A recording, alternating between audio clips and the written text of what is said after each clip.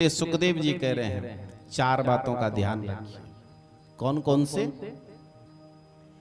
जितासनो जित श्वासो जित संगो जितेंद्रिया स्थूले भगवते रूपे मना संधारये धिया। जितासनो, जितासनो मतलब आसन को जीतना है।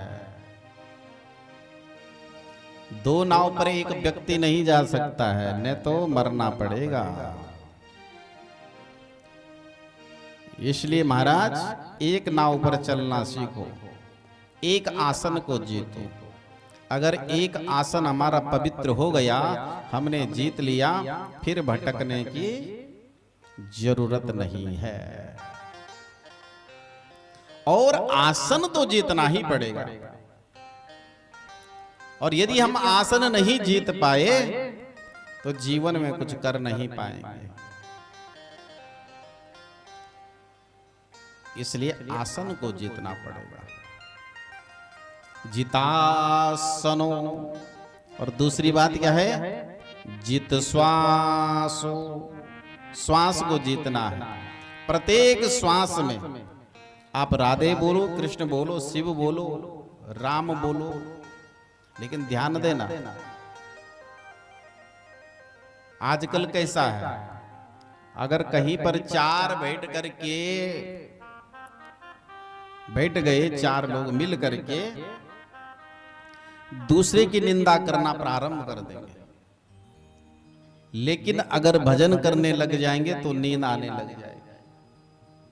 लेकिन अगर किसी की शिकायत करो, निंदा करो, पूरी रात जगना भी पड़े तो नींद नहीं आएगी। यही तो कलयुग का असर है। और अगर आप सोचेंगे कि नहीं अब मैं भजन करता हूं आज पूरी रात, देखा जाए तो महाराज तुरंत नींद आने लग जाएगी। जिसे कभी नींद नहीं आएगी उसे नींद आ जाएगी। ये कृपा है परमात्मा की। अगर नींद नहीं आती तो पुस्तक पढ़िए, देखिए नींद आने लग जाएगी। लेकिन पढ़नी भगवान की पुस्तक, शिव महापुराण पढ़िए, भागवत पढ़िए, मानस पढ़िए, तो फिर जो है प्रत्येक श्वास में तो कम से कम भगवान का नाम जाएगा कि नहीं। और नहीं जपोगे तो भगवान का नाम फिर कैसे जाएगा। इसलिए पहले क्या है, क्या जीतना है? आसन। फिर दूसरी बात क्या है? जित श्वासो, श्वास को जीतना है। और तीसरी बात क्या है महाराज?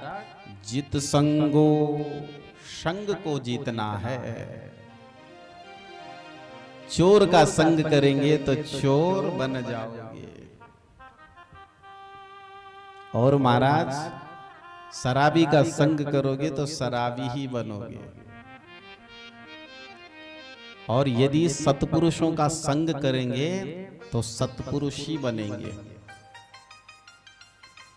कभी कभी व्यक्ति अपना चुनाव कर लेता अपने आप, नहीं कहता मैं शादी करूंगा तो उसी से करूंगा। तो कभी कभी तो अच्छा रह जाता है, और कभी कभी ऐसा धोखा खा लेता महाराज कि जीवन भर लड़की को पश्चाताप करना पड़ता है। इसलिए अपना चुनाव करना है तो सही कीजिए। ये न हो महाराज कि भटकना पड़े। ऐसा भटक रहे फिर न घर के न घाट के। संग अच्छा होना चाहिए। और जहां संग गड़बड़ है, पति पत्नी का हो, या बेटे पिता का हो, या माँ बेटी का हो, या महाराज हमारा दोस्ती का संग हो, या पढ़ने का संग हो, वो अच्छा होना चाहिए। तो संग किसका करना है, किसका नहीं करना है? बुरे का संग कभी मत करना। हमेशा अच्छे का संग करो। कौन?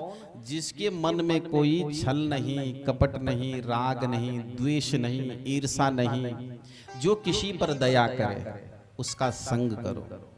संतों का संग करो, जो हमें कुछ ज्ञान की बात बताए, ऐसे संतों का संग करो। मंदिर प्रत्येक दिन जाइए, भगवान का भजन कीजिए, वो भी संग हो गया। और फिर जो चोरी करता है, जिसके बारे में पता है नशेड़ी है, मांस भक्षण करता है, मदिरा पान करता है, ये कभी किसी को जो है गाली देता है, इसलिए उसका संग मत करो। कहा ये गलत लाइन का है, उसके साथ बिल्कुल मत जाओ, दूर से रामा रामी करो, बुलाता भी है तो मत जाओ। इसलिए महाराज संग अच्छा होना चाहिए। और फिर चौथी बात क्या है? जितेंद्रिय, इंद्रियों को रोको, काम रूपी घोड़े को लगाम दो।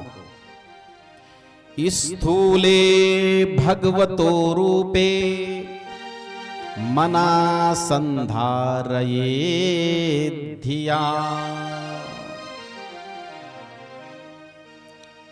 इसलिए महाराज कहते हैं कि जिसने ये चार चीजों पर काबू कर लिया, उस सब का प्यारा बन जाता है संसार में। उसे संसार कभी जो है दुखी नहीं रहती। और ध्यान देना, धन की तरफ मत भागो, धन कोई अपने पास नहीं ले जाएगा।